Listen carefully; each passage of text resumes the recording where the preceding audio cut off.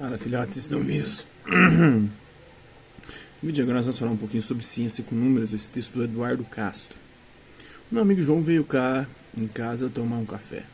Enquanto eu aquecia a água, eu disse-lhe, né? Existe uma chávena no armário. O João abre o armário, lá. O João encontra uma chávena no armário de acordo com a teoria da verdade como correspondência. A frase existe uma chávena ou tem uma chávena no armário é verdadeira se e só se é um fato que existe uma chávena no armário.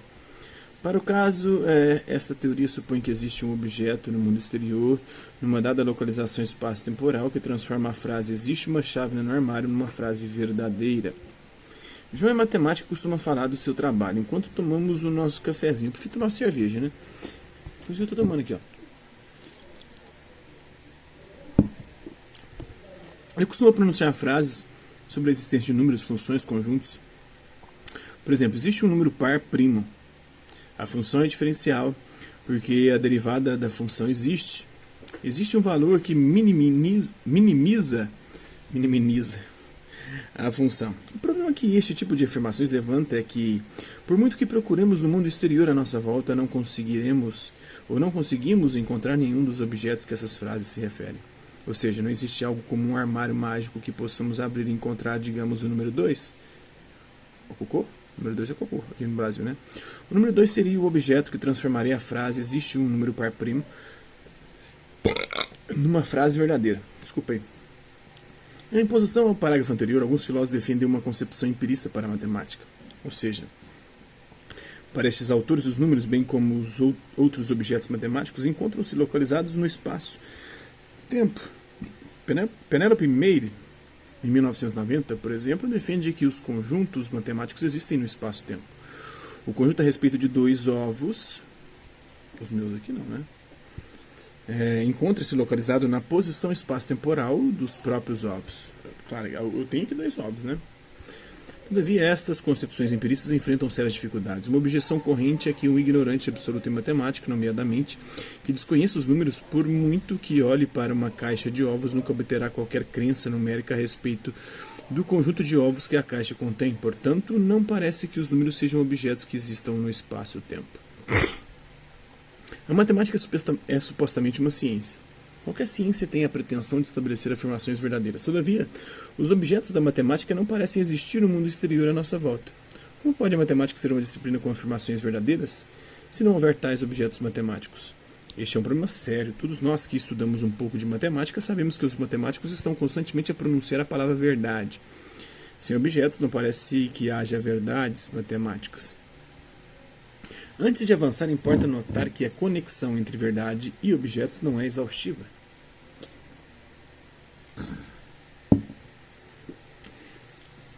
Naturalmente, há muitas afirmações presumidamente verdadeiras, mesmo na ausência dos alegados objetos que referem. Por exemplo, afirmações morais verdadeiras como não devemos matar inocentes. Não implicam necessariamente que desatemos a procura de objetos particulares no mundo exterior para determinar o seu valor de verdade. Mesmo no âmbito da filosofia da matemática, a conexão entre verdade e objetos tem sido desafiada, defendendo a existência de verdades matemáticas, mesmo na ausência dos presumíveis objetos que elas referem, né? Segundo a Kihara, em 1991. Uma solução para o problema acima é antiga e remonta ao mundo das formas de Platão. A versão contemporânea dessa solução é aquela que defende que se postule a existência de objetos abstratos. Objetos abstratos são objetos sem localização espaço-temporal e sem poderes causais. As proposições matemáticas se referem a estes objetos, né? Nada na natureza destes objetos não surpreende que não os encontremos no mundo exterior à nossa volta. São objetos no alegado mundo platônico, fora do espaço-tempo, mundo inteligível, mundo das ideias. Até aqui tudo bem, postular a existência de objetos abstratos, como números, funções, conjuntos, parece resolver o nosso problema acima, mas é uma solução fraquinha. Obviamente, podemos postular a existência de muitos outros objetos apenas porque nos apetece. Por exemplo, Deus, né? Ao longo da história, as mitologias são um repositório em fundo de postulação das mais diversas entidades, deuses, anjos, santos, mafarricos, que eu nem sei o que é, que levantam também alguns problemas sobre a sua suposta existência. Ou seja, não basta postular a existência de um objeto para que automaticamente esse objeto passe a existir. Assim, foi necessário pensar em argumentos que motivassem a existência de tais objetos abstratos. Um dos melhores argumentos a favor da existência de objetos matemáticos foi formulado de forma independente por Kine e Putnam.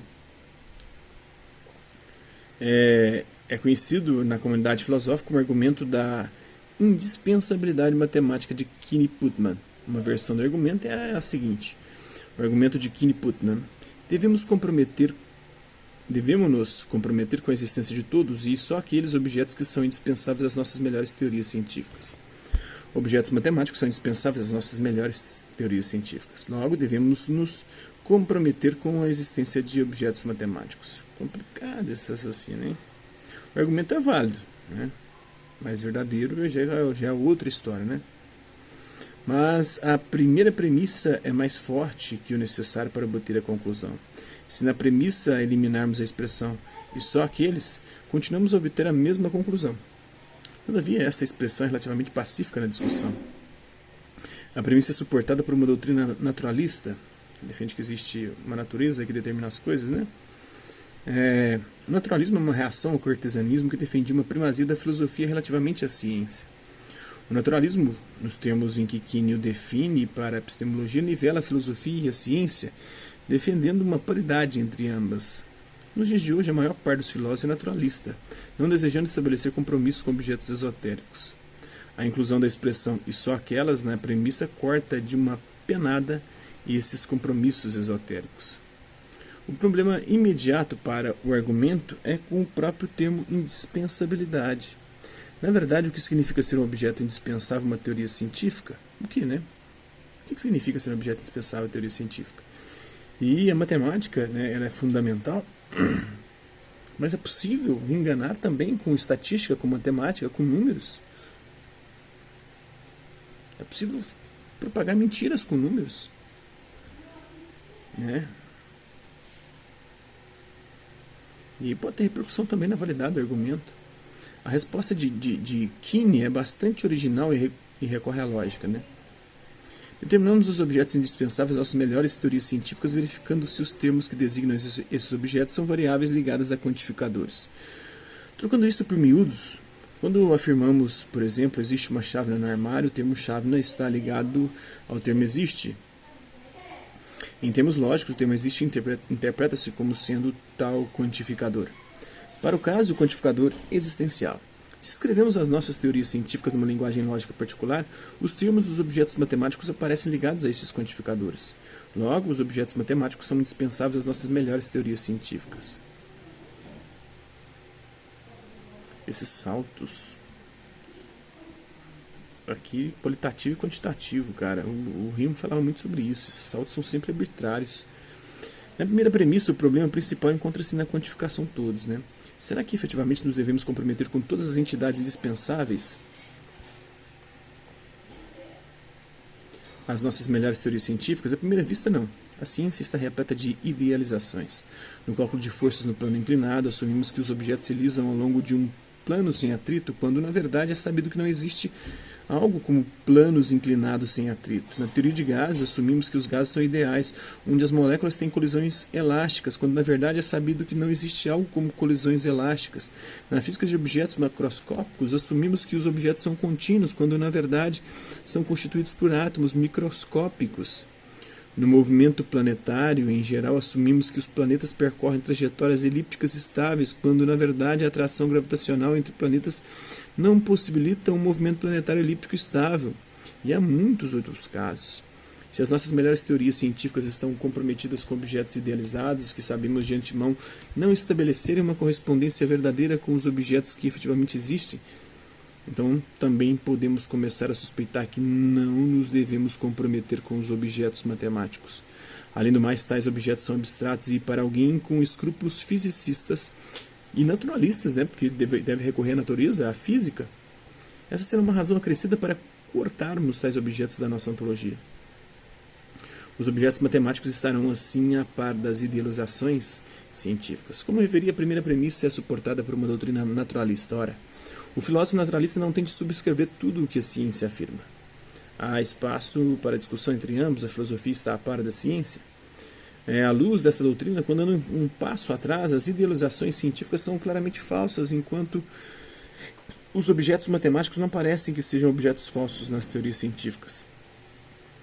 Por outras palavras, as idealizações científicas são dispensáveis, em virtude da sua falsidade evidente, enquanto os objetos matemáticos não caem nessa mesma categorização das idealizações. Por tantas razões que temos para rejeitar as idealizações não podem ser igualmente aplicadas para rejeitar os objetos matemáticos. A segunda premissa parece uma platitude. Basta folhear qualquer manual de física para constatar que os objetos matemáticos fazem parte das nossas teorias físicas.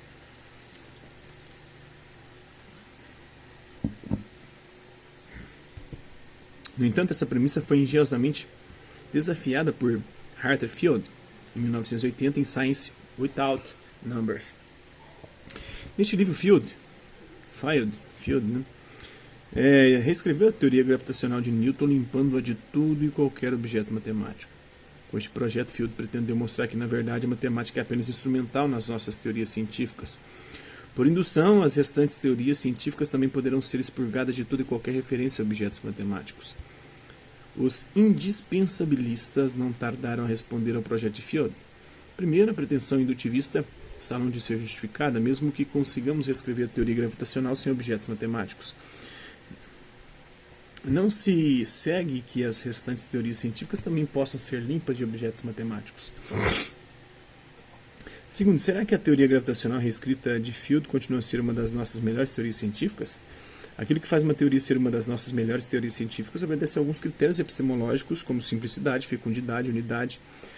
À luz desses critérios, se compararmos a teoria gravitacional original com a teoria gravitacional reescrita de Field, a primeira continua a ser melhor do que a segunda, por exemplo, é obviamente mais simples.